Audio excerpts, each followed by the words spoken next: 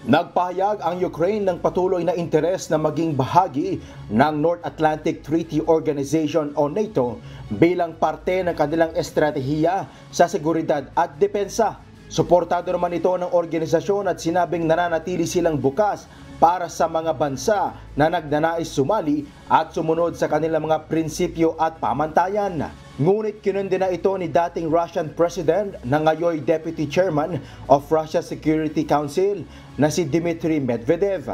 Aniya, ang hagbang na ito ay magiging pagdeklara ng gera ng NATO laban sa Russia.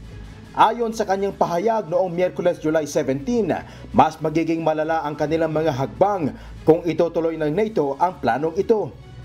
Matatandaan din na sa panahon ng kanyang panunungkulan, nabanggit ni Medvedev na desidido silang magkaroon ng nuclear apocalypse kung sakaling maging membro ng NATO ang Ukraine.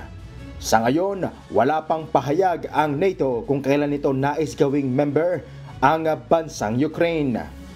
Chris Fugaban, umahataw sa balita ngayon.